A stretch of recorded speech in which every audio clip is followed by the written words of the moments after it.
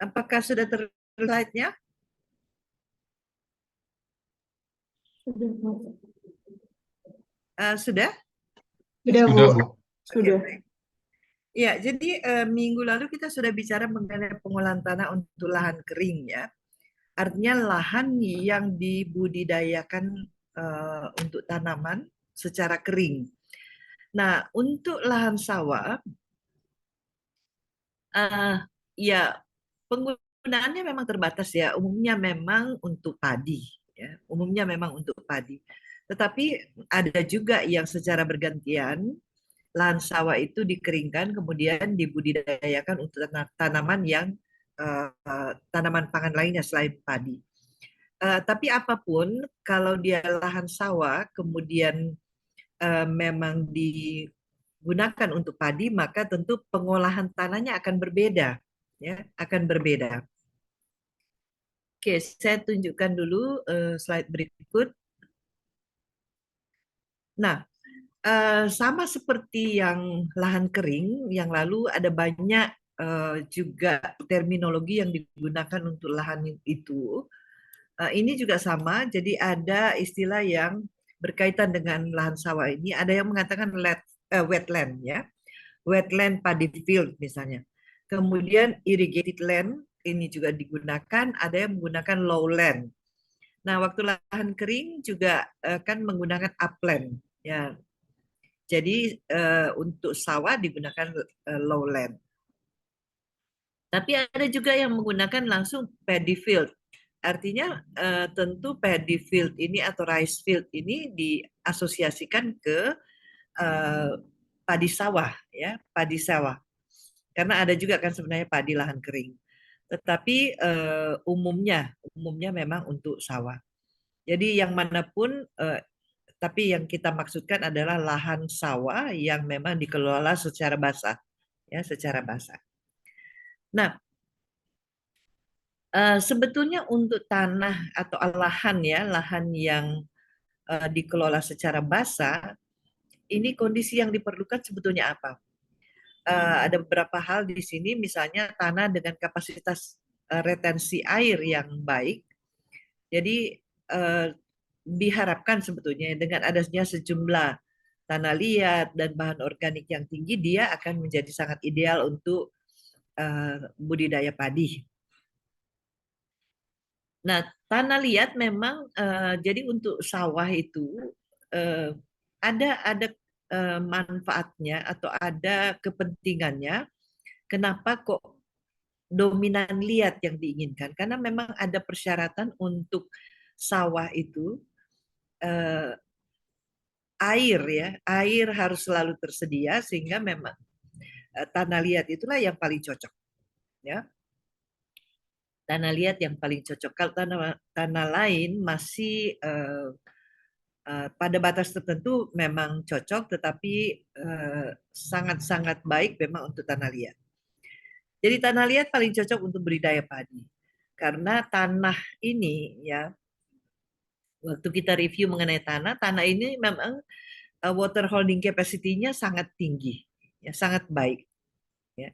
Dia bisa menahan air dengan baik sehingga memang itu persyaratan untuk lahan sawah. Karena memang sawah itu kan memerlukan penggenangan, memerlukan selalu ada air. Jadi tanah liat ini memang yang paling memenuhi syarat gitu ya. Nah, padi sebagai tanaman yang semi akuatik ini memang tumbuh paling baik pada kondisi tergenang, ya, pada kondisi tergenang. Oleh karena itu memang penyiapan lahannya atau pengolahan tanahnya juga akan mengikuti kondisi yang diperlukan untuk tanaman padi ini. Padi dibudidayakan pada hampir semua jenis tanah dengan produktivitas yang bervariasi. Jadi saya tadi mengatakan bahwa ada juga padi gogo, ya. Kemudian padi lahan kering itu meskipun produktivitasnya berbeda ya dengan lahan sawah. Kemudian eh, tumbuh baik di tanah, jadi padi ya, masih terkait dengan padi, tumbuh baik pada tanah yang memiliki kisaran pH 5 sampai 6,5 ya. Ini dari segi kimia tanah sebetulnya. Eh, ini kondisi tanah yang diperlukan kalau eh, sawah itu atau lahan itu diperuntukkan untuk tanaman padi, ya, untuk tanaman padi. Oh ya, sebelum saya lanjut, sudah pernah dengar padi sri ya? Belum, Bu. Belum. Ya, Ali belum pernah dengar padi sri. ya belum pernah, Bu. Belum. Ima pernah Belum, Bu. dengar? Hah? Belum, belum, Prof. Belum ya, Jasmine? Ya. Belum pernah, Bu. Belum. Oke. Rizka? Padi sri itu yang ditanam dengan kondisi macak-macak itu bukan, Bu? Betul. Iya. Oke. Nabila? Belum, Bu. Belum ya. Oke. Novio? Belum, Bu. Belum juga ya. Oke. Jadi memang begini. Meskipun di sini ya di butir 3 ini kan disebutkan bahwa padi sebagai tanaman semi akuatik tumbuh paling baik pada kondisi tergenang, ya, pada kondisi tergenang. Ada artinya lahannya tergenang. Tetapi perkembangan kemudian ya penelitian yang dikembangkan di beberapa negara memperlihatkan bahwa sebenarnya tidak selalu juga perlu sampai kondisi tergenang.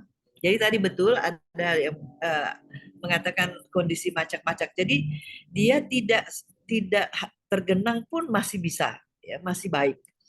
Tetapi ada perlakuan untuk padi seri ini memang karena kondisi tanahnya tidak jenuh air, ya, tidak jenuh air, sehingga akarnya itu ketika ditanam, jadi bibit, ya, bibit itu ketika ditanam itu akarnya itu dibelokkan, jadi tidak dibiarkan ke arah vertikal tetapi dibelokkan, ya. Karena apa? Karena memang kondisi di permukaan, di lapisan permukaan, lapisan perakaran itu memang tidak digenangi, ya, tidak digenangi sehingga supaya akar itu juga masih mendapatkan air yang cukup sehingga dia dibuat ke arah horizontal, dibelokkan ke arah horizontal. Meskipun produktivitasnya masih belum menandingi ya padi yang umum, padi sawah ya. Tetapi itu sudah lebih baik karena apa? Ini kan persoalan persoalan air kan makin ya serius ya di mana-mana, sehingga bagaimana kalau yang padi ini juga jangan jangan boros air lah gitu ya, sehingga dikembangkanlah namanya padi sri. Ini sudah di Asia terutama ini sudah banyak diperkenalkan. Di Indonesia sebetulnya sudah lama, tetapi akhirnya mungkin petani sendiri kan eh, sudah terbiasa, ya, sudah terbiasa turun temurun menggunakan sistem penggenangan, sehingga meskipun dia sudah dilatih untuk menanam padi seri, tapi akhirnya kembali lagi meskipun sudah tahu sudah dilatih, ya, kembali lagi, ya, karena dia juga mungkin mengejar produktivitas, ya. Oke. Nah, tadi disebutkan penggenangan. Jadi manfaat penggenangan sebetulnya di sini diarahkan pada mineral dan hara, ya, hara di dalam tanah ini akan larut, ya, akan selalu larut sehingga menjadi tersedia bagi tanaman padi dalam hal ini, ya. Selain itu, air genangan ini mengontrol kondisi termal, ya, dalam tanah, dan ini akan mencegah tanaman dari kerusakan akibat cuaca atau suhu, ya.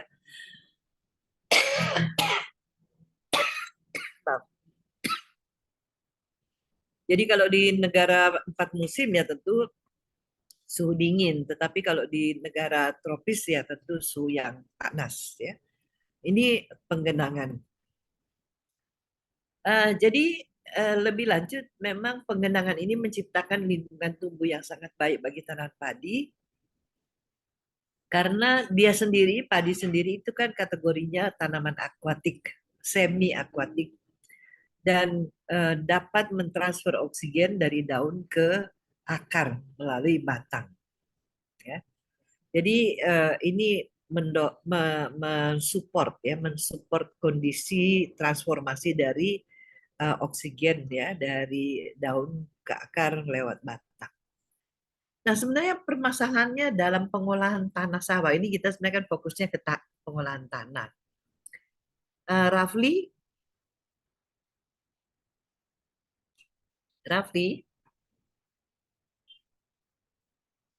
Iya, Ibu. Halo, oke, Ibu. yes. Rafli, bayangkan saja sawah ya, sawah itu kalau diolah sebenarnya permasalahannya apa kira-kira yang akan ditemukan ketika melakukan pengolahan tanah sawah?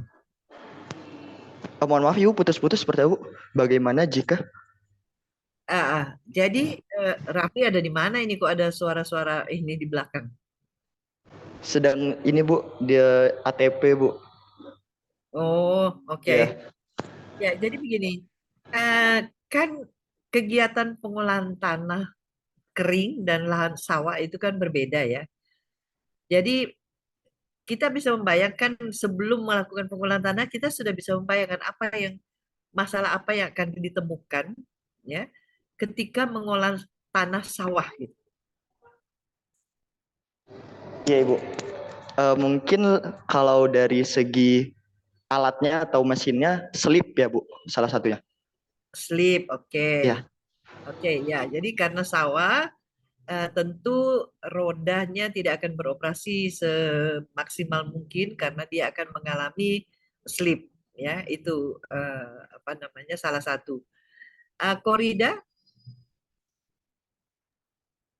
Ya Bu, mungkin kalau dari segi sistem irigasinya itu Bu, terkadang ada yang tidak efisien Bu. mm-mm. Kalau yang terkait dengan pengolahan tanahnya, Hmm, pengolahan tanah ya. Kalau yang tadi kan sistem irigasi ya, tapi ini persoalan di dalam pengolahan tanah. Kira-kira apa tuh? mungkin kelangkaan air Bu, Hmm? kelangkaan air dalam mengolah tanah. Kelangkaan air dalam mengolah tanah. Jadi gini, tadi kan Rafli sudah mengatakan kemungkinan yang akan dihadapi ketika operasi pengolahan tanah itu misalnya mesinnya slip, ya, slip karena memang lahan basah.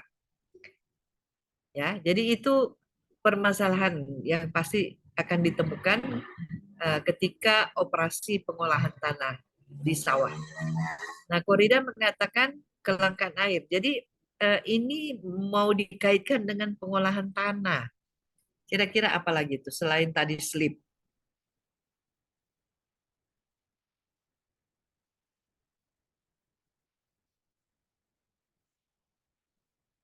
Ya, Korida?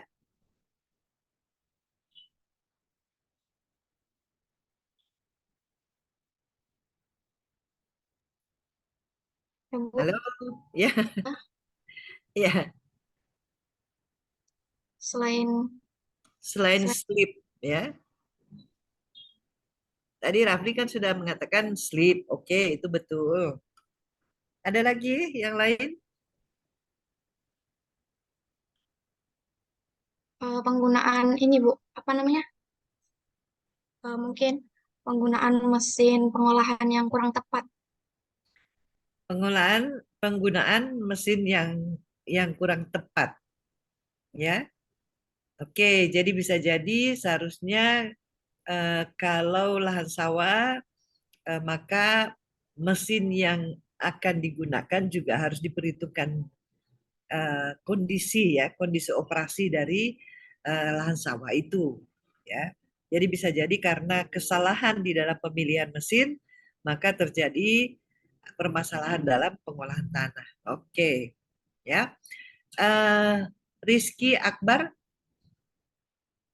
Saya, Bu. ya. Apa? Kondisi lahannya itu tidak seragam, Prof. Jadi di Hmm, satu pesawat itu ada yang tanahnya, ada yang lumpurnya dalam, ada yang tidak, Prof. betul ya. Jadi kondisi lahan sawah itu sendiri, kondisi tanahnya ya, itu bisa saja bervariasi. Jadi ada yang tadi pelumpurannya dalam, ada yang pelumpurannya dangkal. Nah, itu akan membuat si mesin pengolahan tanah juga bermasalah begitu ya di dalam operasinya. Oke, Putri. Ya, Putri, Bu. nah kira-kira Iya, Bu. apa tuh masalahnya? Tadi kan di slide sebelumnya kita bicara mengenai kondisi tanah yang sebetulnya diperlukan untuk lahan sawah ketika akan digunakan untuk budidaya padi. Ya, ada kondisi yang diperlukan. Nah, tetapi ketika mengolah tanah, ya, mengolah tanah di lahan yang seperti itu akan ada masalah sebetulnya ya. Nah, menurut Putri apa selain yang dua tadi sudah disebutkan? Tiga ya? Mungkin struktur tanah yang berlumpur terus lapisan bajaknya Bu, yang perlu di menjadi masalah untuk pengolahan tanahnya Bu. Jadi masih terkait dengan pelumpuran, kemudian lapisan olah ya, lapisan olah yang mungkin akan membuat operasi pengolahan tanah ini akan eh, mengalami masalah. Oke, oke ya. Jadi masing-masing sudah punya gambaran kalau tanah di lahan sawah itu diolah, itu pastilah tidak akan selancar ketika lahan kering, ya. Karena diolah dalam keadaan basah. Nah, saya coba tunjukkan ini ya. Lahan sawah kalau dalam keadaan kering itu seperti ini. Jadi dia retak-retak ya, retak-retak, tetapi kalau kita injak di bagian tertentu itu kaki kita bisa masuk sampai dalam, ya. Kalau kalau karena di bawah ini sebetulnya dia basah, ya. Di bawah ini, di bawah lapisan ini. Jadi yang retak-retak ini yang di atas saja, jadi sampai kedalaman tertentu, ya. Nah, yang gambar di bawah ini sawah dalam keadaan tergenang, sawah dalam keadaan tergenang. Nah, ketika ini kan sama-sama belum ditanami ya, belum ditanami, belum siap tanam. Nah, ada pola pengolahan tanah ya, pengolahan tanah sebelum diairi diolah ya. Sebelum diairi atau digenangi itu diolah tanahnya. Tapi kita sudah bisa membayangkan dalam keadaan seperti ini, kering di atasnya, itu kalau diolah pasti akan susah, akan berat, ya, akan berat. Tadi ada yang Putri kalau nggak salah ya, yang mengatakan bahwa kalau dalam keadaan basah tentunya akan berbeda dengan kalau keadaan kering.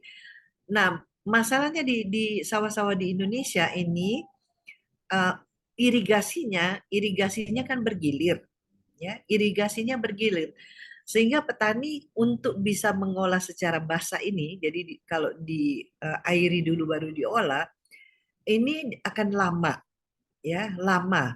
Padahal mereka kan mau mengejar musim tanam, ya. Sehingga ada juga terpaksa yang harus mengolah ini, tapi ya dengan tenaga yang besar, ya, dengan tenaga yang besar sehingga akan ada masalah. Ya. Nah, yang lain pola lain itu dia genangi. Kalau sudah ada air, dia genangi dulu, baru kemudian diolah tanahnya. Ya, menggunakan orang kah, menggunakan hewan atau menggunakan traktor. Ya, tapi kondisinya seperti ini. Ya, kondisinya seperti ini. Nah, waktu lalu saya sudah memberikan contoh ketika sawah-sawah di Jawa Tengah itu mau digunakan atau mau digunakan untuk penanaman tebu. Jadi dalam keadaan kering, maka dia akan jadi keras sekali seperti semen. Ya. Jadi ini juga keras sekali nih, lapisan yang retak-retak ini sebetulnya keras sekali.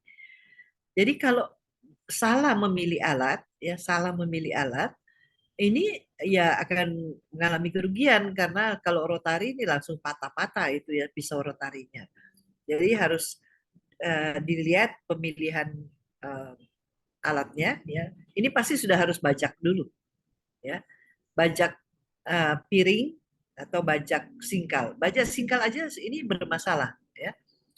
Jadi mungkin bajak piring akan lebih membantu, lebih kuat gitu ya. Nah, ini kemudian yang tergenang. Oke. Nah, sebenarnya di lahan sawah itu ada di bagian bawah itu namanya lapisan kedap atau hardpan, ya, atau hardpan. Jadi kalau gambar ilustrasi di sini ini menunjukkan ada lapisan tertentu, ya, namanya hardpan kiri dan kanan. Anda bisa perhatikan di sini bahwa mesinnya ketika melakukan pengolahan tanah, rodanya itu napak di hardpan, ya, napak di hardpan. Jadi itulah pijakan, ya, pijakan roda. Jadi meskipun lahan sawah itu tergenang air, tapi sebenarnya di bawah, ya, di lapisan bawah ada namanya hardpan. Jadi lapisan padat. Nah, di sini dijelaskan bahwa untuk dapat menyangga beban dari traktor selama beroperasi, maka sawah memerlukan suatu lapisan padat pada kedalaman tertentu yang disebut dengan compact atau dense layer, yang selama ini digunakan istilah hardpan. Ya. Nah, itu untuk operasi pengolahan tanah. Ya, untuk operasi pengolahan tanah sangat membantu adanya hardpan ini karena roda itu akan berpijak di lapisan itu. Tetapi yang paling penting sebetulnya untuk lahan sawah ini, kenapa diperlukan lapisan kedap atau hardpan? Ini karena kita untuk mencegah, ya, untuk mencegah tercucinya unsur-unsur hara pada sawah. Karena kalau tidak ada hardpan, maka air itu akan membawa unsur-unsur hara itu ke bawah, ke lapisan bawah, yang sebenarnya sudah tidak masuk pada zona perakaran dari tanaman padi. Ya. Jadi sebenarnya itu pencucian hara ya. Nah, makanya di sini lapisan padat ini digunakan untuk mengontrol efisiensi air dan juga nutrisi ya selama pertumbuhan padi. Jadi memang untuk keperluan pengolahan tanah, lapisan kedap ini penting karena dia menjadi tapak ya dari operasi mesin. Tetapi yang lebih penting dari itu adalah karena dia akan mencegah terjadinya leaching, ya, nutrien leaching, jadi pencucian hara, yang karena kalau tidak ada lapisan kedap maka air itu akan terus terinfiltrasi ke dalam lapisan yang paling bawah, ya, dan itu menjadi tidak tersedia untuk tanaman. Ya, itu. Kemudian, nah ini dia. Jadi kalau kita lihat ini profil dari suatu lahan sawah, ya, profil lahan sawah. Ini di bagian permukaan ada ponded water, ini penggenangan, jadi air yang tergenang di lapisan paling atas. Kemudian di lapisan bawahnya ini sebetulnya tanah lumpur, ya, tanah lumpur. Nah, di bawahnya itu adalah hardpan layer, jadi tanah lapisan kedap, ya, lapisan kedap B2 ini.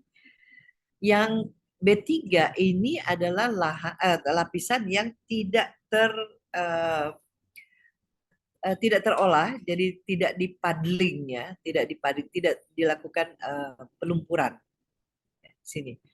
Nah, kalau gambaran dari tanaman padi, memang zona perakarannya ada di sini, di atas lapisan kedap. Ya, di atas lapisan kedap ini sudah bisa membayangkan bahwa pengolahan tanah memang tidak perlu dalam-dalam sekali karena memang kalau terlalu dalam malah akan memecah hardpan, ya, lapisan padat, Dan juga akar kan tidak akan sampai ke sana sebetulnya. Akar tidak perlu sampai ke bawah. Jadi dia hanya perlu sampai pada lapisan B1 itu. Ya. Nah, pada sawah tradisional pembentukan lapisan padat ini, jadi hardpan ini terbentuk secara alami, ya, secara alami bisa disebabkan oleh lalu lintas kaki orang, ya, petani yang mondar-mandir di sawah. Itu tidak terjadi ya, tidak terjadi 1-2 tahun, itu bertahun-tahun. Kemudian juga lalu lintas kaki hewan yang memang digunakan untuk pengolahan tanah. Dan ini lalu lintas dari orang maupun kaki hewan ini kan sepanjang satu siklus penanaman yang terus berulang. Ya. Jadi kalau satu siklus saja, satu musim tanam saja, petani ada berapa kali tuh mesti nginjek ke sana. Ya. Mulai dari penyiapan lahan atau pengolahan tanah, kemudian penanaman dia harus nginjak di situ, ketika menyemprot obat-obatan dia juga akan injak di sawah, juga dia akan injak sawah, ya. Begitu juga ketika kultivasi, jadi mengambil tumbuhan pengganggu, itu juga dia akan nginjak di sawah. Jadi artinya untuk satu musim tanam saja berkali-kali tuh, ya, berkali-kali itu petani menginjak sawah. Artinya terjadi pembentukan sebetulnya lapisan padat. Nah, begitu juga hewan. Nah, kalau 1 tahun itu 3 kali penanaman atau 2 kali lah ya, kaki orang, kaki hewan itu menginjak sawah. Jadi lama-lama ya ada lapisan padat yang akan terbentuk di bawah. Ya. Nah, pada sawah modern, lapisan padat itu dibentuk lewat ini sebetulnya ya. Ketika ada pembentukan sawah, pencetakan sawah, maka itu memang diciptakan, dikonstruksi supaya lapisan ini ada. Jadi memang dibuat supaya lapisan ini ada. Nah, itu sawah-sawah modern itu makanya dia lebih bagus lapisan kedapnya. Jadi hardpan-nya itu lebih bagus, lebih seragam kedalamannya karena memang dibuat. Ya, karena memang dibuat. Sementara yang alami, yang sawah tradisional itu tidak rata. Ya, tidak rata. Karena injakan kaki orang, injakan kaki hewan itu bisa beda-beda gitu ya. Bisa beda-beda kedalaman terciptanya lapisan kedap. Nah, kalau sawah modern itu dibuat. Jadi meletakkan lapisan padat itu memang diatur pada kedalaman tertentu. Ya. Jadi ini yang membedakan sebetulnya lahan sawah tradisional dan lahan sawah modern. Oke, nah apa yang Novio? Iya, Bu.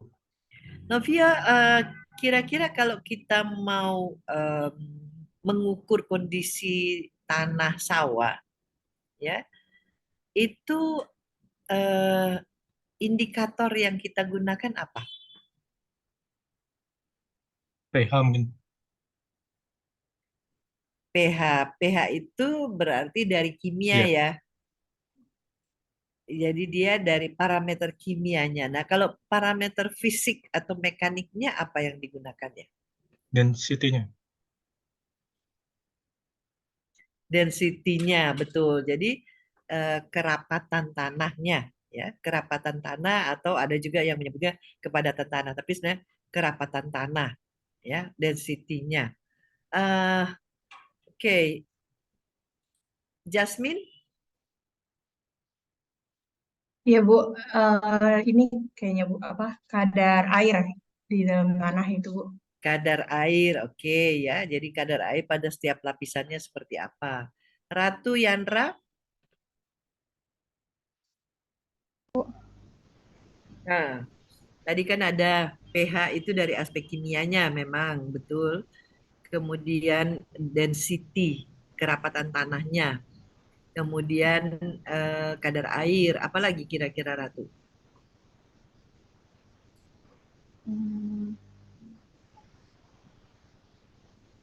Jadi kalau kan ini ada sawah nih ya, sawah.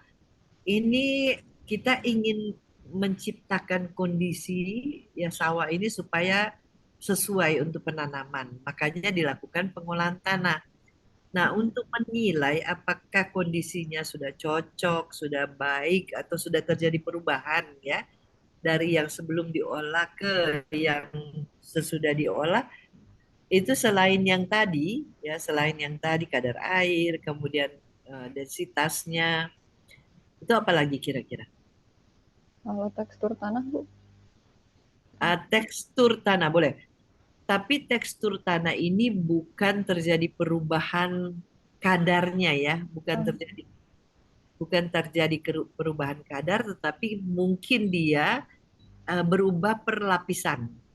Jadi misalnya tadinya di atas itu banyak pasirnya, tetapi ketika diolah pasirnya turun ke bawah, ya, turun ke bawah. Jadi secara tekstur sebenarnya dia masih sama, ya, karena kalau tekstur itu kan kita mengambil volume, ya, volume. Jadi bisa jadi yang tadinya di atas pindah ke bawah, tetapi secara total sama saja, ya, karena dia cuma pindah tempat.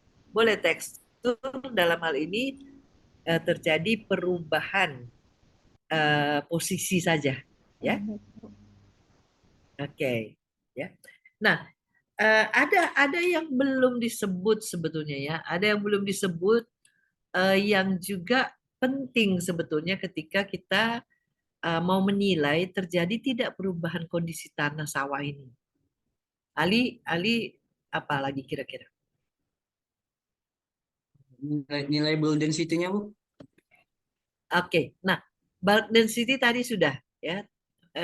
Tadi kan ada kepadatan densitas ya. Densitas sudah disebut tadi. Itu betul memang salah satu ketika tanah itu diolah. Ima ada lagi tidak? Warna tanahnya, Bu. Warna tanahnya. Ya, kalau tanahnya tadinya di atas gelap begitu ya. Kemudian ketika diolah karena dia bercampur dengan lapisan di bawahnya, maka tidak segelap di awal misalnya ya. Itu bisa jadi ya. Rizga?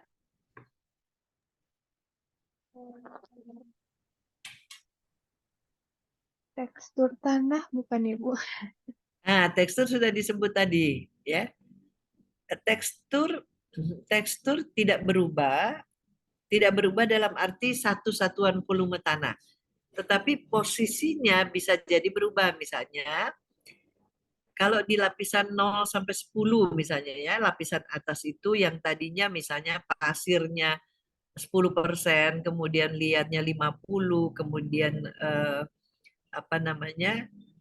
Kadar lainnya organik ada. Nah, tetapi karena ada pengolahan tanah, ini komposisi ini berubah. Ya, komposisi per lapisan itu berubah. Tapi sebenarnya secara tekstur keseluruhan dia tidak berubah. Cuma pindah tempat, jadi posisinya. Oke, Iksan? Iya, Bu. Ya, Iksan. Ini ada sebetulnya yang justru banyak digunakan ya untuk mengindikasikan terjadi perubahan di kondisi tanah, itu tapi belum disebut nih, belum ada yang nyebut nih. Apa kira-kira? Mungkin kepadatan tanah, Bu. Kepadatan tanah. Nah, jadi kepadatan tanah ini ada dua ya. Kepadatan tanah ini ada dua. Bisa tadi densitas ya, sudah disebutkan bulk density. Nah, yang satu ini sebenarnya tahanan penetrasi. Ya. Iksan tahu kan Ya. tahanan penetrasi ya? Ya, Bu. tahanan penetrasi itu berbeda dengan ini ya, berbeda. Dia mengukur kekerasan tanah sebetulnya, ya. Dia mengukur kekerasan tanah. Jadi kalau kepadatan tanah artinya yang densitas itu kan satuannya berat per volume, ya. Kekerasan tanah itu berat gaya jadi dia gram per, kalau gram ya, gram per sentimeter kuadrat. Jadi bukan sentimeter kubik, tapi bedanya cuma di situ, ya. Artinya apa? Ada faktor tertentu yang membedakan, ya. Jadi seperti satuan tekanan jadinya, ya, seperti satuan tekanan. Karena dia mengukur kekerasan tanah, ya. Nah, di sawah kan banyak pelumpuran, banyak kadar air. Nah, tetapi ternyata memang ya itu tetap digunakan untuk mengindikasikan terjadi perubahan tanah, perubahan karena pengolahan tanah atau apapun. Ya. Nah, ini contoh yang akan saya tunjukkan. Nah, oke. Ini tanah A, tanah B. Ya, tanah A, tanah B. Ini ceritanya sudah dilakukan pengolahan tanah. Ya. Nah, ini yang data bulk density. Ya. Jadi istilahnya memang macam-macam ya. Ada yang mengatakan bulk density, bahasa Inggrisnya memang, tetapi ada yang menerjemahkan menjadi bobot isi, ya, bobot isi atau kerapatan tanah. Ya. Bobot isi atau kerapatan tanah atau kerapatan isi ada juga. Ya, tapi artinya sama sebetulnya ya, kerapatan tanah. Nah, Nabila? Ya, Ibu. Nabila bisa lihat grafiknya ya? Iya, bisa, Bu. Oke. Yang gambar kiri. Yang gambar kiri bisa dijelaskan? Jadi ini hubungan antara bobot isi atau densitas atau kerapatan tanah dengan kedalaman, menurut kedalaman. Ya, kalau Nabila lihat gambar di kiri itu atas bawah sama tanahnya, tetapi grafiknya beda.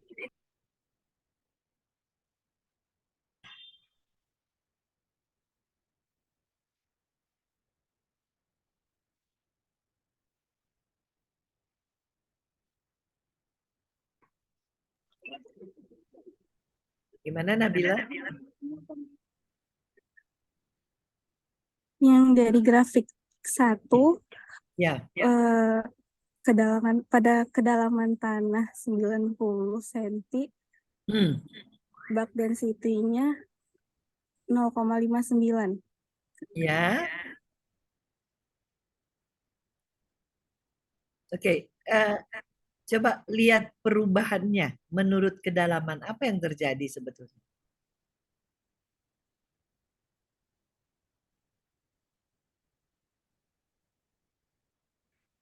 Semakin dalam tanahnya, nilai bulk density-nya semakin kecil. Nilai bulk density-nya semakin kecil, ya. Iya. Jadi ya, kalau lihat grafik ini betul bahwa makin dalam makin kecil bulk density-nya. Tetapi tidak berlaku untuk kedalaman berapa ini? 80 ya? 80 antara 90 karena dia naik lagi kan? Ya. Dia naik lagi kan di sini. Ya, jadi yang tadi itu menurun tapi kemudian dia naik lagi di sini. Oke, nah itu perubahannya, perubahan. Jadi kalau lihat seperti ini maka di permukaan justru lebih padat. Ya. Di permukaan itu antara 0 sampai 10 justru lebih padat. Ya, lebih padat. Nah, coba kita lihat lebih jauh ya. Korida. Iya, Bu. Korida, kalau yang gambar tanah A yang di bawah itu tadi kan Nabila sudah menjelaskan yang di atas. Yang di bawah ini apa yang terjadi sebetulnya?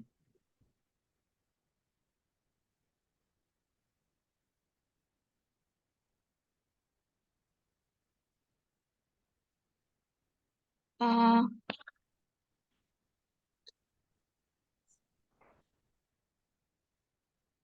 untuk kedalaman tanah Hmm.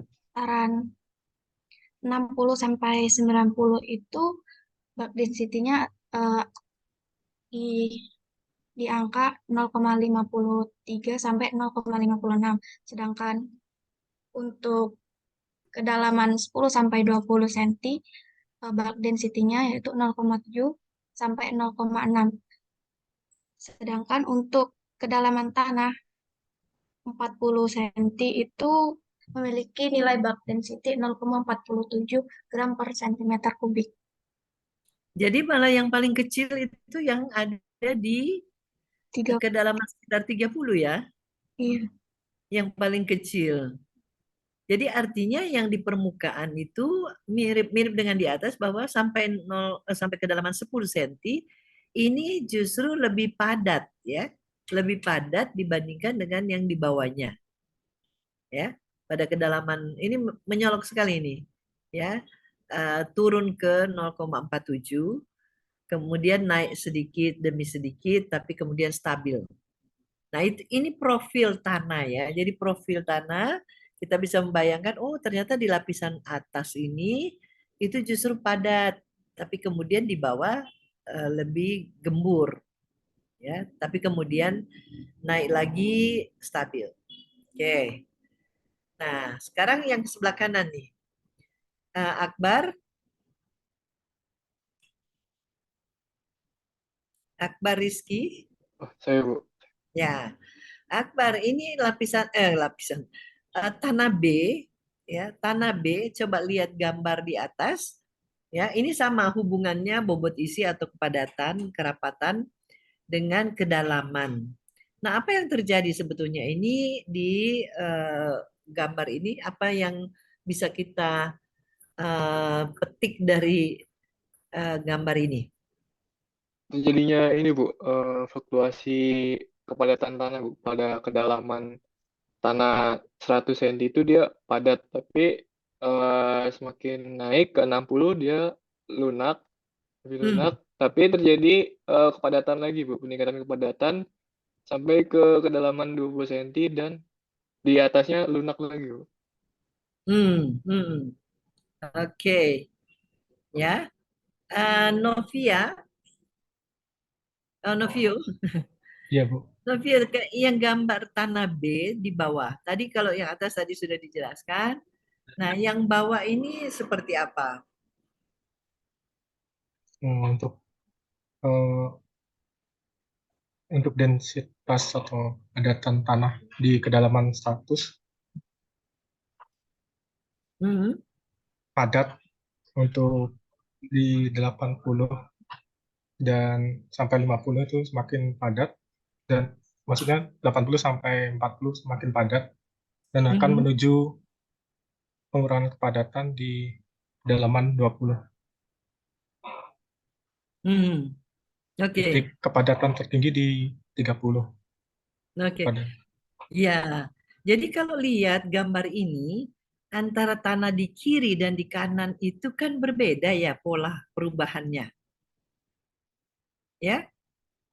Pola perubahannya beda, berlawanan justru ya. Iya, Bu. Oke. Rafli. Iya, Ibu. Rafli, ini jadi tanah A, ya, tanah A dan tanah B. Kalau lihat kondisinya dari aspek densitas tanah, ini kan perubahan menurut kedalamannya berbeda ya, bertolak belakang justru. Iya, Ibu. Ya. Nah, kalau menurut Rafli, yang mana sih di antara tanah A dan tanah B yang lahan sawah?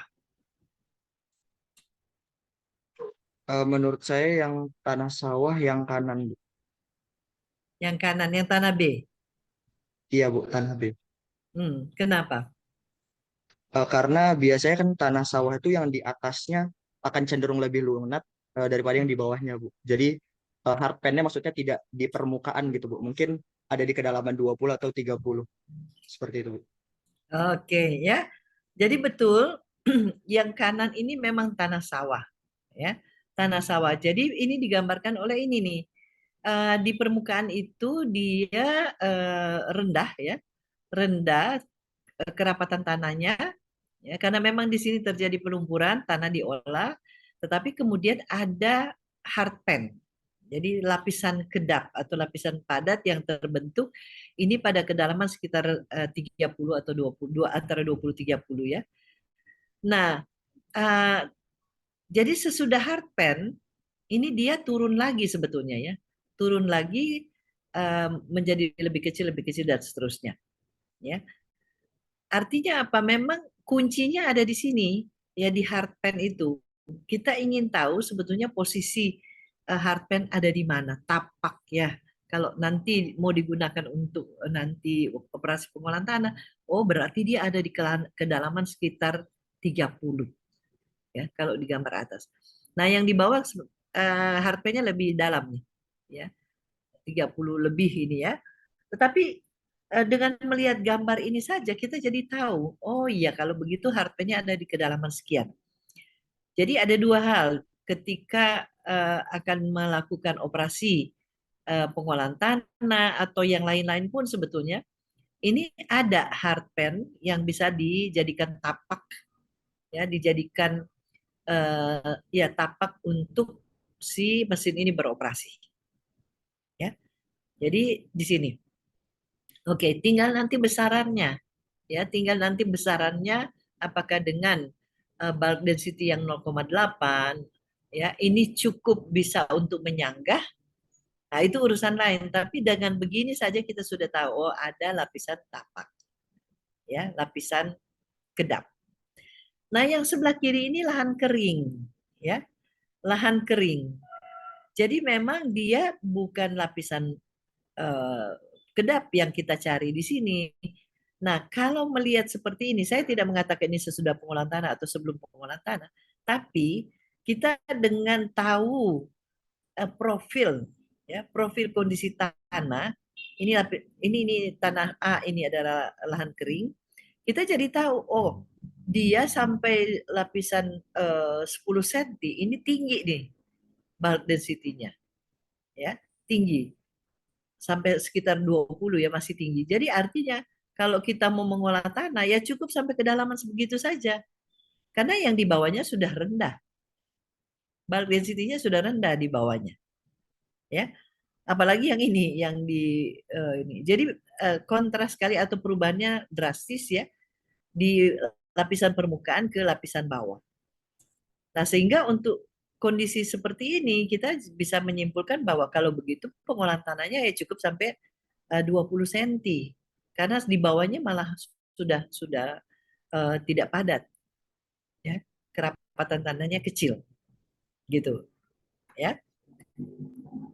Nah, ini kan profil ya, profil. Jadi sangat berguna ya, sangat berguna ketika kita merencanakan suatu operasi pengolahan tanah dan operasi lainnya. Oke. Berikutnya, nah ini juga saya ingin memberikan contoh ya. Ini lahan sawah ya, lahan sawah. Jadi sampai pada 20 cm, sampai pada 15 cm, perubahan kerapatan tahanan penetrasi ini tidak signifikan, tapi begitu pada lapisan 20 dia naik tinggi. Ya. Dia naik tinggi-tinggi sampai lapisan di bawahnya. Kalau yang tadi kan bulk density, tadi kerapatan tanah atau ya bisa menggunakan kepadatan tanah juga boleh. Ya, kalau ini tahanan penetrasi. Nah, ini yang tadi saya katakan dua parameter yang biasa digunakan untuk menunjukkan kondisi tanah itu satu bulk density atau densitas tanah atau kerapatan isi atau kerapatan tanah itu berat per volume, ya. Tetapi ada juga parameter lain yang disebut dengan tahanan penetrasi atau penetration resistance, itu menggunakan alat, ya, menggunakan alat yang disebut dengan penetrometer, ya, penetrometer. Dan dia satuannya adalah satuan tekanan, ya, berat per luasan, ya, berat per luasan. Jadi seperti satuan tekanan. Nah, polanya kan sama jadinya ya, sebetulnya dengan bulk density. Ini jadi pada kedalaman tertentu dia perubahannya sedikit, tetapi kemudian pada lapisan sekitar 20 itu naik. Tahanan penetrasinya naik. Ini mengindikasikan bahwa kalau di sawah ini adalah lapisan kedap. Pada lapisan 20 ke 25 ini sudah lapisan kedap. Ya, sudah lapisan kedap. Jadi artinya aman, berarti ada lapisan yang akan menyangga kalau kita menggunakan mesin ya untuk penyiapan lahan atau untuk operasi lain. Ini adalah lapisan kedap di sini. Ya. Nah, ini memang ada penelitian lain, sebetulnya penelitian lain yang menunjukkan bahwa sebelum pengolahan tanah seperti ini, tapi sudah pengolahan tanah, jadi ini justru terbentuk. Pada waktu sebelum pengolahan tanah ini belum ada lapisan kedap. Ada sedikit ya di grafik satu lagi. Nah, hal-hal seperti ini memang dengan grafik akan lebih mudah kita membaca atau melihat perubahan kondisi tanah ya dari permukaan sampai ke bawah. Oke. Nah, ini ya, ini tidak perlu kita lihat apa sih sebetulnya yang terjadi di sini, tetapi ini juga sama. Jadi kita bisa melihat bahwa untuk yang gambar 1 ini dia terjadi peningkatan luar biasa ya pada 10 ya, pada 10 kedalaman 10 cm ini naik tinggi-tinggi ini. Ya. Tahanan penetrasinya naik tinggi-tinggi. Kemudian dia turun lagi. Ya. Nah, gambar 2 dia naiknya memang tidak jadi secara gradual naiknya, tapi tetap juga naik, ya, tetap juga naik. Ini sebenarnya ada perlakuan sih T1, T2, T3 dan T4 ya. Tetapi kita tidak perlu lihat itu karena yang penting bahwa ada peningkatan tahanan penetrasi untuk setiap kedalamannya. Nah, kemudian sebelah kanan ini peningkatan tahanan penetrasinya mulai terjadi sebenarnya di lapisan 5 cm ya di sini. Nah, itu yang sebenarnya paling mudah ya kita melihat perubahannya. Perubahan kondisi tanah. Nah, apa yang terlihat di sini sebetulnya begini. Moisture content ya. Jadi kadar airnya tidak sama. Ya, kadar airnya tidak sama. Jadi di paling kiri itu kadar airnya 20 cm, kemudian di tengah itu kadar airnya 19%, kemudian yang sebelah kanan ini 22%. Ya. Ini kadar air ya, kadar air itu selalu melekat pada data tahanan penetrasi. Jadi kita tidak bisa bicara tahanan penetrasi kalau tidak ada kadar air. Ya. Karena untuk mengukur kekerasan tanah itu kita akan sangat tergantung pada kadar air. Ya, akan sangat tergantung pada kadar air. Kalau bulk density tidak, kalau kerapatan tanah tidak. Karena dia sudah terkoreksi ketika kita mencari atau mengukur, menghitung bulk density atau kepadatan tanah, kerapatan tanah. Tapi kalau tahanan penetrasi, ketika kita ukur dengan alat, ini kadar air itu kita belum masuk di nilai itu sebetulnya. Ya, belum masuk. Oleh karena itu selalu kita menyertakan kalau tahanan penetrasi sekian, nah pada waktu itu kadar airnya berapa? Itu akan selalu. Makanya di sini juga dia tuliskan pada kadar air sekian, kadar air sekian. Ya. Jadi jangan lupa kalau nanti melakukan penelitian atau melakukan atau menyajikan data tahanan penetrasi, maka kadar air harus disebut juga di situ. Oke, itu satu hal yang eh, membedakan antara bulk density dan tahanan penetrasi. Meskipun dua-duanya menggambarkan atau menjadi parameter untuk kepadatan tanah, ya, kepadatan tanah atau kekerasan tanah. Ya, oke. Nah, ini contoh juga tahanan penetrasi. Ini ada perlakuan sih sebetulnya, ada perlakuan lahan ya, lahan yang digunakan tetapi dikelola secara konvensional, kemudian ada yang dikelola secara konservasi, ada yang dikelola dengan konvensional, tetapi ada perlakuan tertentu. Ya. Nah, lepas dari angka-angka ini ya kita lihat juga bahwa ternyata dari kedalaman mulai dari kedalaman 15 misalnya ini sudah mulai sudah terjadi perubahan yang signifikan terhadap tahanan penetrasi dibandingkan dengan awal ya. Jadi artinya di lapisan atas itu dia rendah ya. Dia lunak. Tetapi kemudian di lapisan 15 mulai 15 ya dia naik tinggi-tinggi. Ya. Seperti itu. Nah, ini tahanan penetrasi. Nah, ini kadar airnya tidak disebutkan di sini, tapi pola perubahannya saja yang ingin kita lihat ya. Oke. Nah, ini satu juga penggambaran.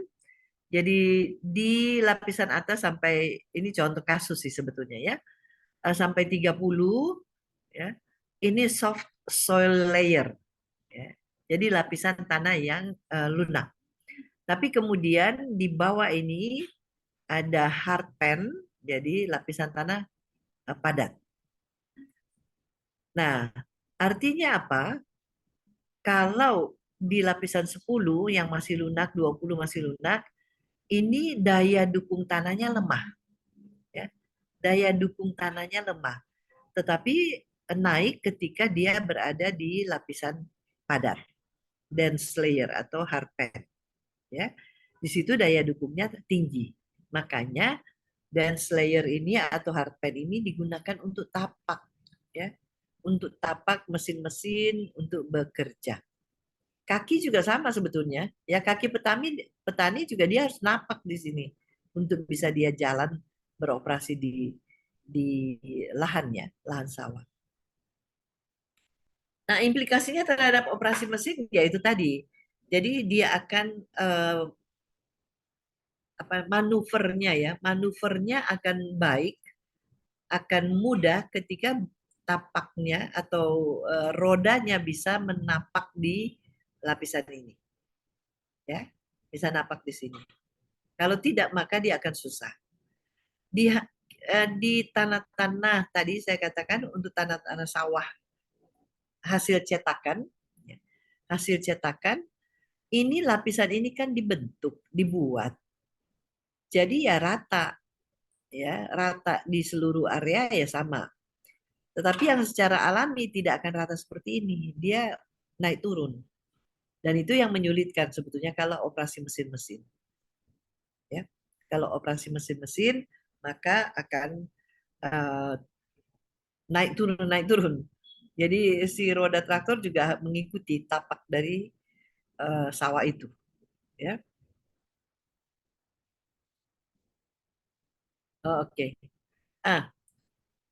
Begini.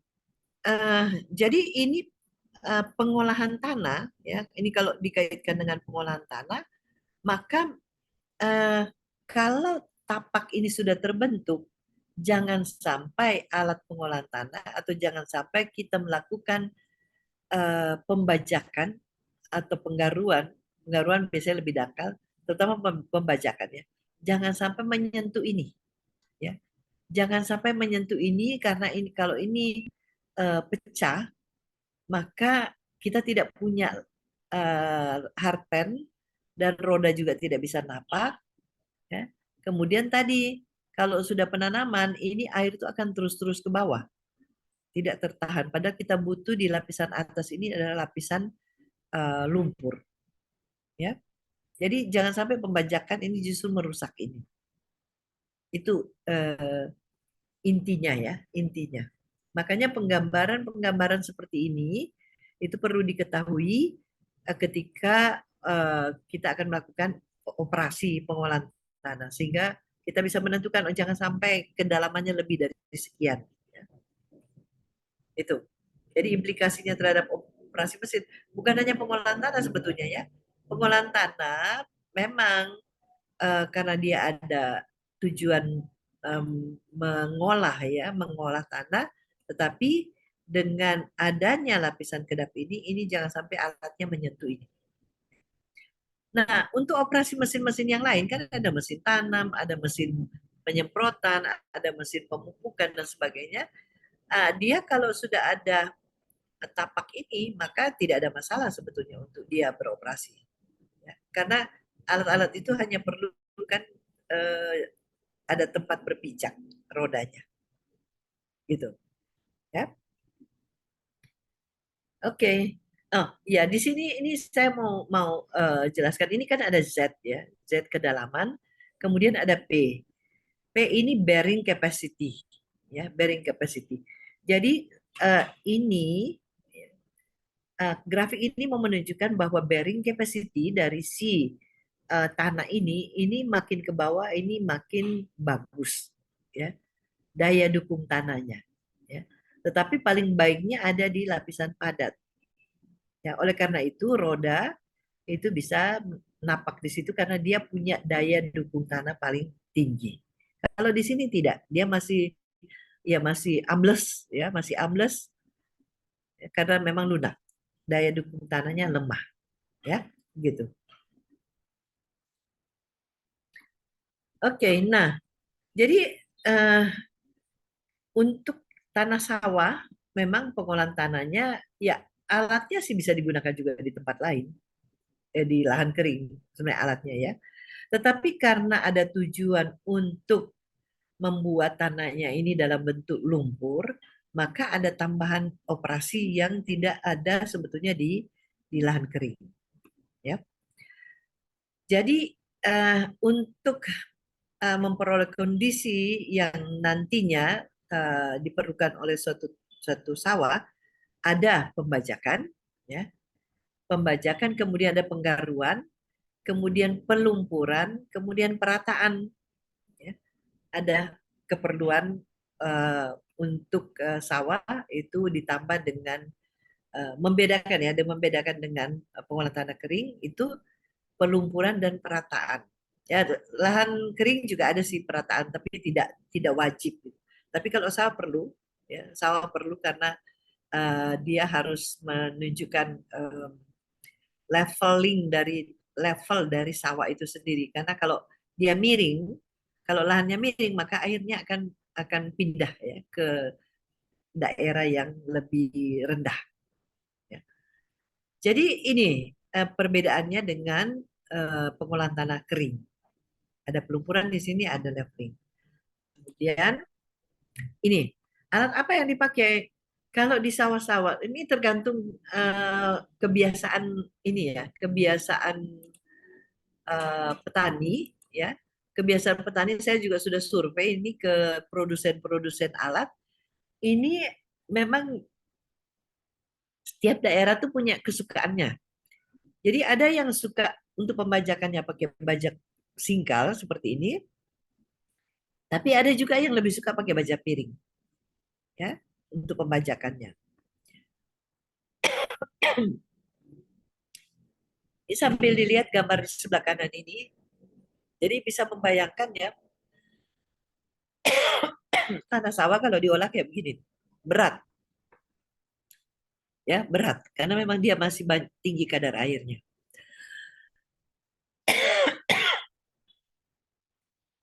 Sebentar ya.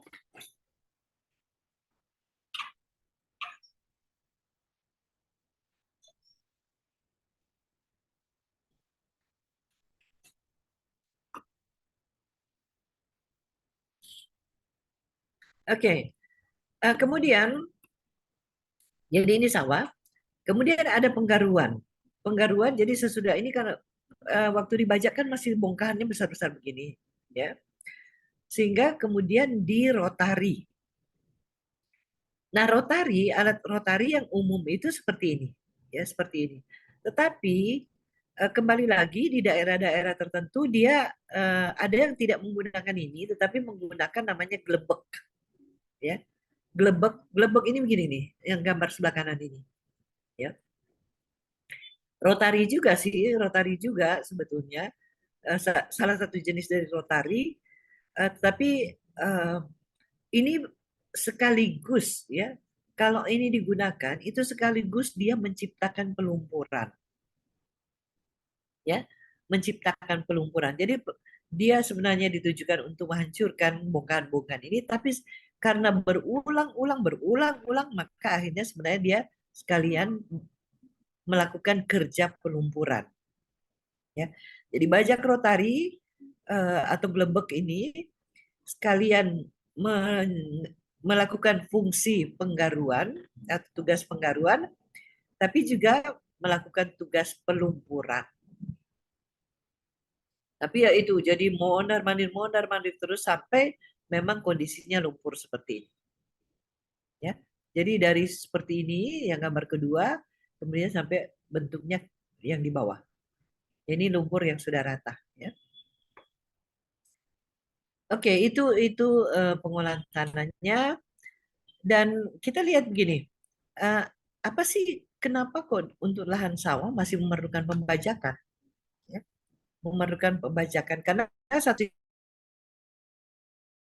lahannya, tanahnya sebetulnya kadar airnya rendah, sudah rendah ya ketika panen. Ya, waktu tanam memang jenuh air, tetapi kemudian menjelang panen itu sudah dikeringkan, sudah keringkan. Jadi kadar airnya sudah rendah sebetulnya ya di menjelang panen. Nah, pengolahan tanah pertama, pembajakan di sini memang ya sama. Jadi dia dilakukan untuk memotong, memecah, membalikkan. Ya. Membalikkan tanah sebagian atau seluruh. Jadi makanya kenapa kemudian tekstur itu bisa berubah?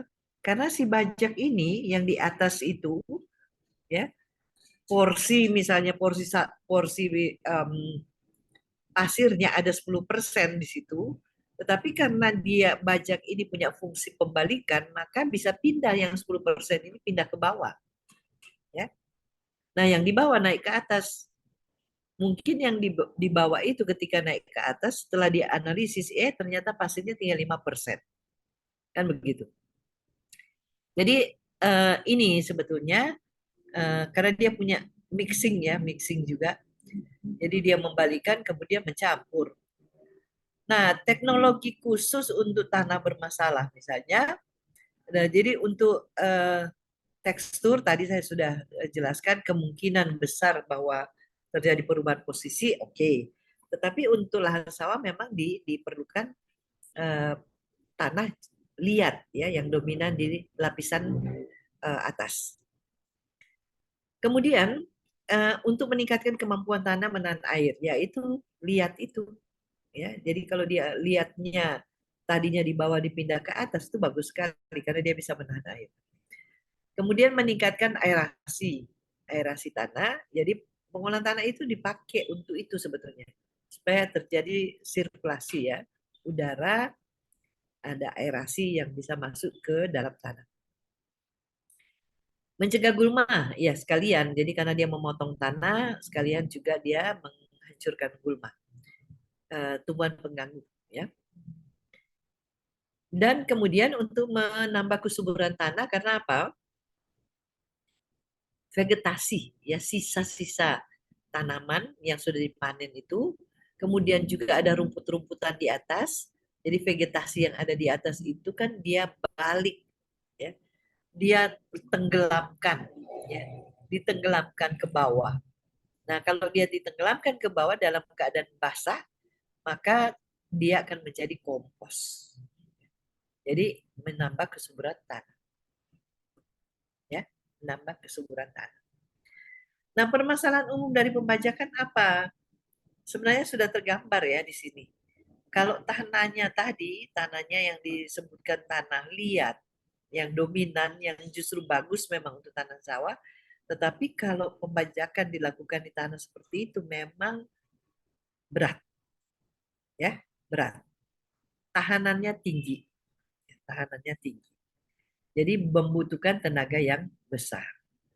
Ya, itu saja sih sebetulnya untuk kerja pembajakan memang jadi berat.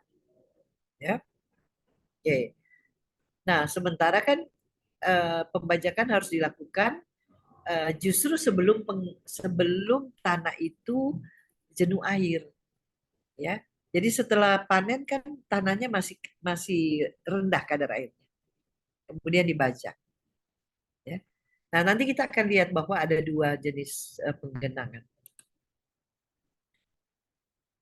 Ini salah, menggaru sebenarnya, maksudnya ini salah.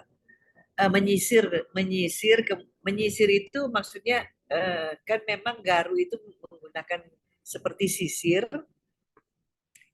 Jadi seperti sisir yang kemudian menghancurkan bongkahan-bongkahan. Ya. Ini bisa dengan rotari, bisa dengan glebek. Ya, bisa dengan glebek. Nah, pada penggaruan, kenapa kok ada permasalahan lagi? Karena memang bongkahan yang terbentuk pada waktu pembajakan, kalau dia kering bentuknya nanti, jadi kadar airnya makin rendah, maka keras. Ya, bongkahan itu akan keras dan itu sulit untuk dipecahkan. Nah, makanya kemudian diusulkan untuk ya sudah kalau begitu digenangi dulu baru dilakukan penggaruan atau ya pelumpuran. Ya, digenangi dulu. Ini sebetulnya maksudnya itu. Ya. Nah, ini kemudian untuk paddling, jadi untuk pelumpuran. Ini adalah mengaduk tanah dengan air. Ya, mengaduk tanah dengan air. Alatnya ya paddler namanya sebetulnya, paddler, tetapi bentuknya bisa rotari, bisa bentuknya glebek tadi. Ya, rotari maksudnya sih sama ya, rotari juga sih, cuman bentuk pisaunya yang berbeda. Ya, bentuk pisaunya umumnya yang rotari yang dimaksud di sini itu rotari yang pisaunya melipat ya, pisaunya melipat membengkok. Sementara yang glebek itu ya cuma seperti sisir saja, seperti bentukan sisir ya yang berputar. Ya. Nah, tujuan pelumpuran untuk mengurangi pencucian air atau mengurangi perkolasi air, untuk membunuh gulma juga dengan cara dekomposisi, kemudian untuk memudahkan pemindahan bibit, ya, pemindahan bibit maksudnya kalau kan seedlingnya, bibitnya kan dibuat di tempat lain, jadi baru dipindah, ya. Kemudian untuk mengurangi kehilangan air atau nutrisi, ya, dengan mengurangi konduktivitas hidrolik. Jadi ini sekaligus ya, sekaligus ketika melakukan pelumpuran, ini kan sebetulnya pori-pori ya, pori-pori halus yang terbentuk ya di dalam tanah itu pori-pori halus. Tetapi dia memegang air dan juga memegang nutrisi. Ya. Jadi dengan adanya pelumpuran maka sebetulnya dicegah terjadi penguapan, dicegah juga terjadi leaching yang ke bawah, ya sehingga terlindungi nutrisi yang ada di dalam tanah. Ya. Oke,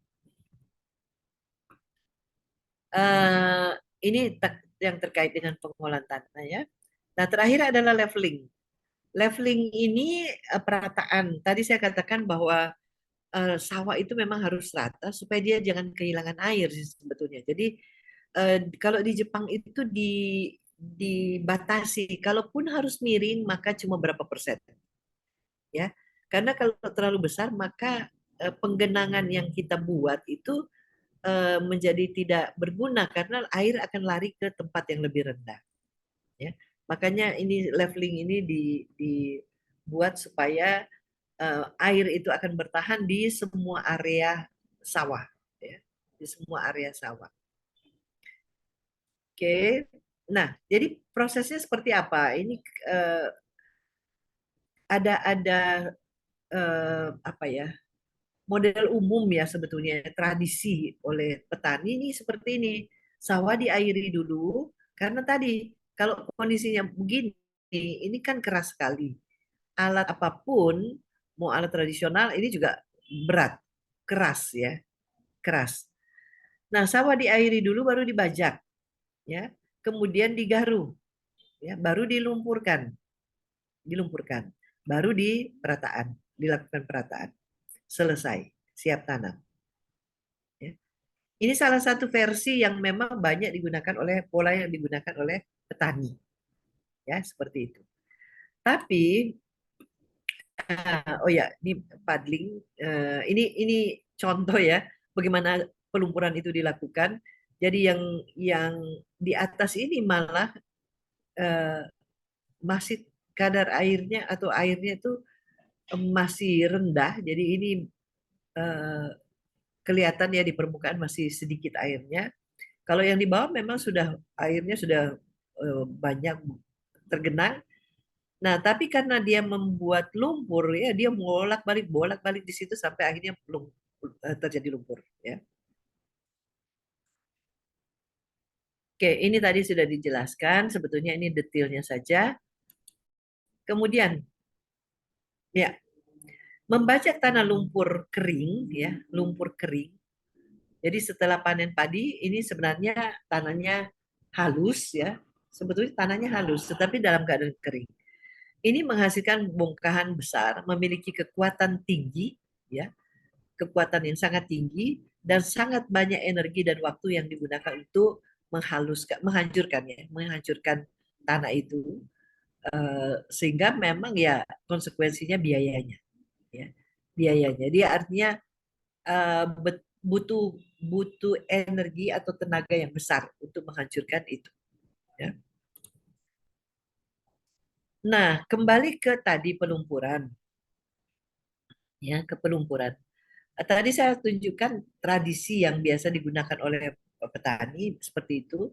Tetapi ternyata ada metode lain juga yang digunakan. Jadi pertama, dia setelah panen dia lakukan pembajakan dulu. Dibajak, ya ini yang saya katakan berat karena memang kadar airnya kan agak rendah ya ketika panen. Kemudian diberak di sini, digenangi, lahannya digenangi. Jadi sesudah bajak digenangi, sesudah digenangi, kemudian dilakukan penggelebekan atau pelumpuran, ya, pelumpuran. Baru setelah pelumpuran kan sudah siap, ya, sudah siap untuk ditanam. Ini selama penggenangan ini sebetulnya karena sudah dibajak, maka air itu akan masuk ke pori-pori yang ada di tanah karena sudah dibajak, sudah dilonggarkan ya tanahnya. Ya. Ini kemudian disebut metode pelumpuran 2 tahap. Ya, 2 tahap. Yang berikutnya adalah 1 tahap karena apa? Di sini setelah sawah diairi, ya, setelah sawah diairi, ini sebetulnya kalaupun harus ada pembajakan itu, ini dilakukan secara berkelanjutan. Jadi bajak garu itu sudah satu paket di sini. Ya. Jadi sawah diairi dulu, digenangi dulu sekian lama, baru kemudian dilakukan pembajakan, pengolahan tanah sampai pelumpuran. Ya. Sampai selesai. Jadi ini cuma 1 tahap sebetulnya. Kalau ini 2 tahap karena ada bera di sini digenangi dulu, dia ditunggu sampai 10 hari atau 2 minggu baru kemudian dilakukan. Ya. Jadi 1 tahap, ini 2 tahap. Dan petani melakukan ada yang seperti ini, ada yang seperti ini. Sebelah kanan atau sebelah kiri. Ada versinya 2 macam itu diadopsi oleh petani. Oke, jadi ini sebetulnya yang ingin digambarkan di sini adalah bahwa ketika kita menggunakan mesin-mesin pertanian, menggunakan mesin terutama dalam hal pengolahan tanah, maka dibutuhkan hardpan, ya, dibutuhkan hardpan. Mau dia pada kedalaman 10 atau 15 atau 20 itu tergantung memang, tetapi intinya itu harus ada, ya. Operasi mesin itu tidak hanya pada pengolahan tanah ya. Kalau pengolahan tanah dia memang menciptakan kondisi tanah supaya dia siap ditanam. Tetapi kan operasi berikutnya juga masih ada, ya. Operasi penanaman kan juga masih ada. Dia perlu tapak juga, ya, perlu tapak untuk berpijak. Kemudian kalau yang full mekanisasi maka dia perlu mesin juga untuk pemupukan, ya. Kemudian penyemprotan. Nah, begitu juga pemanenan. Artinya hard pan itu selalu akan digunakan, ya, di dalam satu siklus budidaya padi. Ya kalau menggunakan mesin-mesin. Kalau orang pun sama, karena dia kan mondar-mandir di lahan. Dia perlu lapisan untuk dia bisa berpijak. Ya. Oke, jadi ini ada cultivated soil-nya, tapi di bawahnya ada hard pan. Itu diperlukan. Ya. Oh, habis. Oke, ada pertanyaan?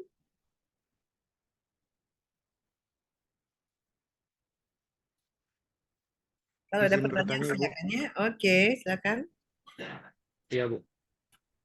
Saya ingin bertanya terkait dengan keputusan para petani, Bu, yang biasanya di akhir masa panennya itu padinya itu dibakar, Bu, sebelum melakukan pengolahan kembali gitu, Bu. Itu kalau dari segi teknisnya berpengaruh nggak, Bu, dari sifat tanahnya secara fisiknya, Bu? Oke. Ini kalau dia dibakar berarti kan terjadi perubahan ya. Jadi terjadi perubahan si jerami ya, si jerami itu menjadi arang gitu ya, menjadi arang. Sebenarnya kalau dari segi teknis misalnya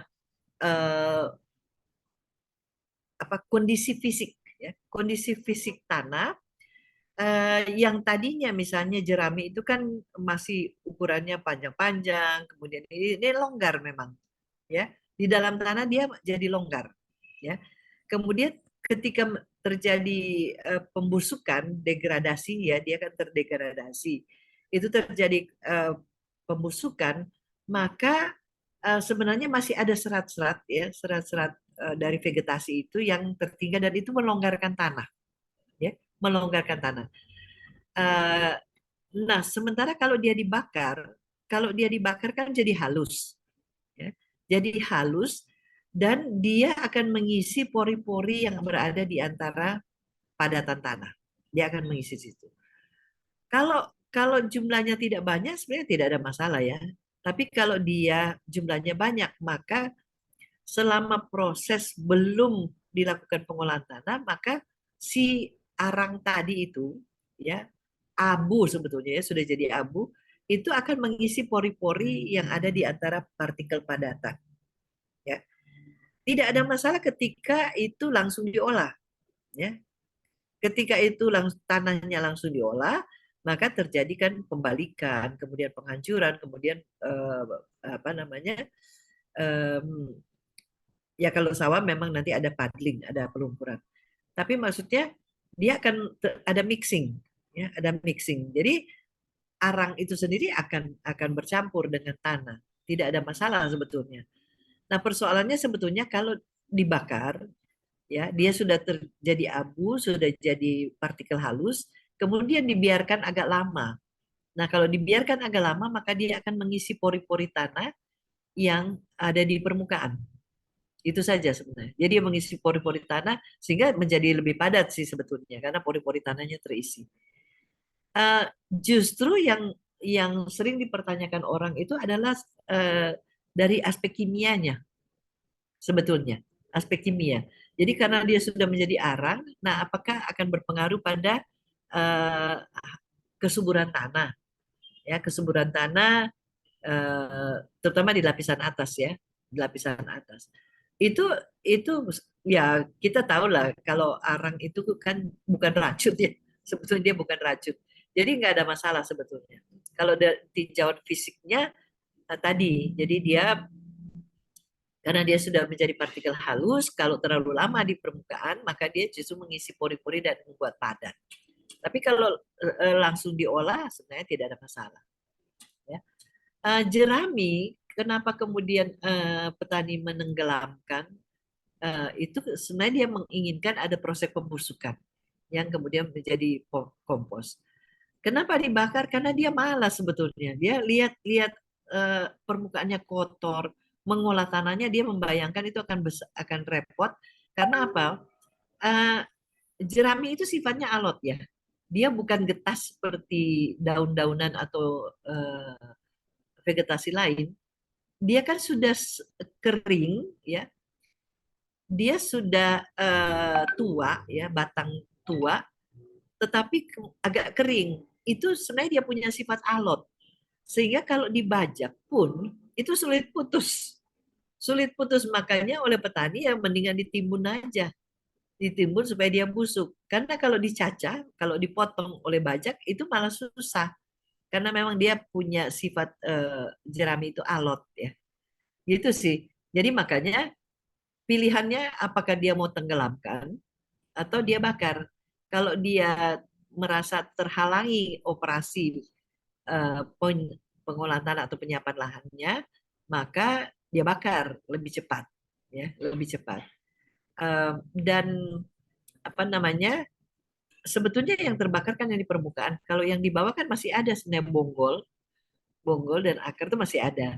Itu yang nanti membusuk. Tetapi yang di atas jadi arak. Jadi itu nggak ada masalah sih. Justru ini sih sebetulnya orang mempertanyakan pertama aspek kimianya, apakah haranya itu terbakar atau hilang atau berubah begitu ya itu. Kemudian yang kedua sebenarnya kan keamanan. Keamanan karena kalau di tetangganya kalau di tetangganya masih ada tanaman kan ya khawatir juga kalau dia merembet ke sana. Itu sih sebenarnya. Tapi lebih memang petani lebih suka dibakar karena dia males gitu ya. Ketika ketika mengolah tanah itu jerami-jeraminya itu melilit-lilit di alat lah. Karena dia alot, sulit terpotong gitu. Itu sih. Nah, ya. Oke, masih Ya, ada baik Ibu. Terima kasih Bu. ya. Masih ada yang lain? Bu, izin mau tanya Bu. Ya, alih ya. Tadi Bu ada kan di slide 21 tadi menyatakan bahwa tanah liat itu termasuk tanah yang subur Bu. Nah, sepengetahuan di lapangan itu ternyata tanah liat itu ada juga yang memang nggak bisa Bu ditanami. Yang dia itu kalau misalnya ada banyak air, dia lengket. Terus kalau misalnya kekurangan air, dia sangat keras sekali Bu. Nah, apakah itu maksudnya ada tanah liat jenis lain? Tanah liat maksudnya ada beberapa jenis gitu Bu? Atau gimana Bu? Ya, tanah liat itu banyak jenisnya ya. Banyak jenisnya. Tapi dia sama sih sebenarnya dia cuman ini susunan partikel pembentuknya itu apa namanya yang berbeda. Jadi kalau kita belajar morfologi tanah itu kita akan tahu susunan partikel dari liat itu memang macam-macam. Tapi itu kita tidak bicarakan karena itu di morfologi tanah. Tapi kenapa kemudian dia dibilang subur tapi ternyata sulit diolah karena kalau kering itu padat sekali, kalau basah itu lengket. Itulah sifatnya, ya. Itulah sifat. Tapi dia itu dari kemampuannya menahan air, memegang air, water holding capacity-nya tinggi, ya. Jadi semua tanaman kan memerlukan air. Ya, semua tanaman memerlukan air. Nah, lihat ini bisa menyediakan itu, bisa menahan. Pada musim kemarau pun itu dia masih bisa memegang air. Jadi kalau ada tanaman di situ, dia masih dapat suplai kelembaban dari tanah itu. Bahwa kemudian dia punya sifat yang tadi, kalau kering dia keras, sulit diolah, kalau basah dia lengket. Nah, itulah tugas dari TMB. Ya, tugas dari TMB begini. Kapan mau mengolah dia? Kapan mau mengolah tanah? Makanya dianalisis dulu. Pada saat dia kering sekali, ya jangan. Karena pisau yang akan digunakan, bajak yang akan digunakan itu harus betul-betul tepat. Ya, makanya bajak piring itu menjadi pilihan sebetulnya. Karena kalau bajak piring itu kan piringannya berputar ya. Jadi untuk tanah-tanah keras pun masih oke. Tapi kalau bajak singkal, dia kan tidak bergerak. Maka menjadi berat. Menjadi berat. Sama halnya dengan kalau dia kondisi basah, lengket. Nah, kalau bajak singkal itu juga problem, gaya geseknya tinggi. Gaya geseknya tinggi karena apa? Bentuk dari bajak singkal itu kan pertama dia permukaannya luas, kemudian juga dia tidak bergerak, ya, sehingga memotong tanah statis, kemudian tanahnya yang eh, mengalir di permukaan bajak. Itu menciptakan gaya gesek yang tinggi, ya, sehingga tenaga yang dibutuhkan juga tinggi. Beda dengan bajak piring. Kalau bajak piring karena piringannya berputar, sehingga lengket pun tanah di situ, kalaupun tanahnya lengket, itu lama-lama dia jatuh karena tanahnya berputar, bajaknya berputar, gitu, ya. Eh, Makanya di TMB itu sebenarnya dipelajari, ya, perencanaan, ya, pemilihan alat untuk tanah-tanah yang berat, ya. Kalau tanah ringan ya alatnya berbeda. Kalau tanah berat ya itu tadi. Jadi harus juga mengetahui itu pada kadar air berapa alat ini lebih cocok digunakan, pada kadar berapa alat yang lain yang digunakan. Ya. Jadi dulu dulu sebenarnya ada mata kuliah hubungan tanah dan alat, ya, hubungan tanah dan alat, sehingga detail itu ada, ya, topik itu ada. Nah, tapi ini karena mata kuliahnya berubah sehingga tidak diadakan topik itu gitu yang detail itu. Sebenarnya di situ ada tuh soil soil sticking, ya. Ketika mengolahnya secara basah untuk lihat itu soil sticking problem banget itu, ya. Tapi kalau kering dia keras sehingga butuh eh, tenaga yang besar untuk memecahkan itu. Begitu sih. Jadi apa? Bahwa dia subur, ya, dia memang subur. Ya, apalagi karena dia bisa memegang air yang eh, kuat, ya, tahan lama, maka nutrisi yang ada di situ selalu akan larut, ya, karena dia punya kadar air. Jadi dia akan larut dan tersedia bagi tanaman. Umumnya tanah liat itu subur, ya, karena sebetulnya karena ada hara yang di situ itu akan larut dan itu kemudian menjadi tersedia bagi tanaman. Beda dengan pasir. Meskipun kita taruh pupuk di situ, ya, kita taruh pupuk di tanah pasir, sebentar ada hujan, larut, tapi meluncur ke bawah dia, nggak dipegang oleh tanah, ya, nggak dipegang oleh tanah. Jadi di daerah perakaran bisa tidak ada sisa haranya karena ke bawah air terus ke bawah. Ya, beda dengan liat, ya. Itu sih ininya, ya, kelebihannya. Oke. Bedakan begini, ya. Bedakan antara kesuburan tanah dan fisik tanah, ya. Kalau kesuburan itu kan ada faktor-faktor tertentu, ya. Ada faktor-faktor lain yang menjadi penting. Kimia tanah termasuk di situ, ya, kimia tanah. Tapi lingkup dari ini untuk pengolahan tanah lebih kepada fisik mekanik tanah. Tapi kita tahulah bahwa jenis tanah liat itu memang jenis tanah yang kenapa dibilang subur? Karena begitu ada hara di situ, dia bisa larut oleh kadar air yang dipegang oleh si liat itu, gitu. Ya, Baik, Bu. Terima kasih, Bu. oke. Masih ada?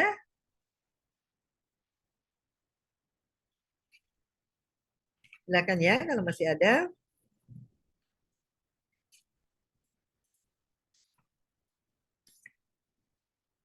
Nah, begini. Tadi yang untuk pekerjaan rumah, jadi supaya nggak satu-satu mengirimkan, jadi ditabulasi saja dulu, baru kemudian dikirim. Kan itu nanti kalau saya sudah terima datanya, kita akan bahas gitu, ya. Makanya informasi ini apa namanya penting, ya, penting untuk kita nanti menilai apakah tanah itu dengan nilai-nilai itu apa yang harus dilakukan, ya. Kalau misalnya tadi, oh bulk density-nya 0,5. Apa artinya 0,5? Kemudian apakah kemudian kalau bulk density atau berat isi atau berat kerapatan tanah itu 1 misalnya 1 gram per sentimeter kubik, apa artinya itu gitu? Ya, kita akan bahas nanti. Oke? Masih ada? Oh ya, saya lupa. Ini kalau daring begini berarti harus presensinya lewat itu ya? Sudah? Sudah belum? Atau saya harus isi dulu? Iya Bu, belum bisa sekarang. Oh, sekarang belum bisa ya? Oh, maaf. Oke. Oh iya, saya ini dulu ya. Saya tambahkan dulu.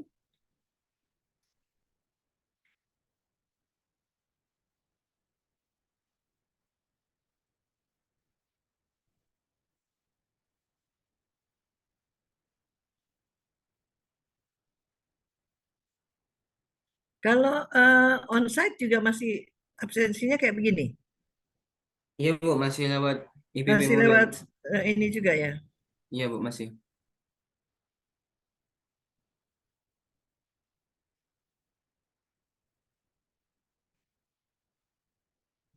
Oke, sekarang sudah bisa.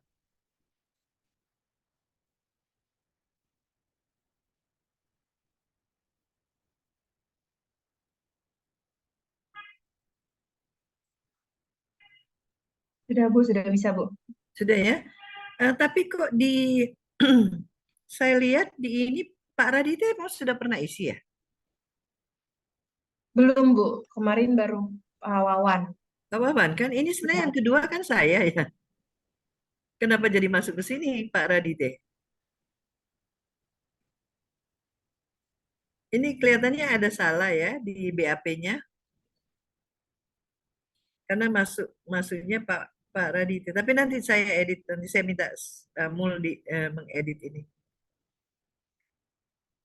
Oke, baik. Kalau tidak ada pertanyaan, mungkin kita sudahi ya untuk kuliah hari ini. Baik Ibu. Oke, ya. Baik, terima kasih ya. Siapa tadi yang ini Zoom siapa ini? Ihsan Ali ya? Bu. Bukan Bu, Bang Ihsan. Oh, Iksan ya. Terima kasih Iksan ya Zoom-nya. Saya lupa nggak minta si ini. Kalau saya sendiri nggak bisa soalnya error terus ininya akunnya. Lain kali kalau misalnya mau dengan Mul juga ini sih bisa saja. Tapi mudah-mudahan sih berikut-berikutnya masih bisa onsite ya, offline maksudnya. Oke, baik. Saya kira demikian ya untuk kuliah hari ini. Nanti untuk udah dikumpulkan, udah dikirim belum ya PR-nya? Belum Bu, masih Belum. mau digabung dulu Bu. Ya, jadi nanti Oh, digabung di dalam ditabulasi aja. Justru karena disatukan begitu kita bisa lihat ini perubahan perbedaan satu dengan yang lain. Ya. Jangan lupa begini kan ini kalau nanti ini kita diskusi jadi jangan angkanya saja tapi kita juga tahu itu tanahnya seperti apa gitu ya supaya kita ada gambaran oh dia begini itu karena memang tanahnya juga begitu ya. Oke, ya selamat sore semuanya. Sampai ketemu minggu depan. Selamat sore Bu. Terima kasih Bu. Terima kasih Bu.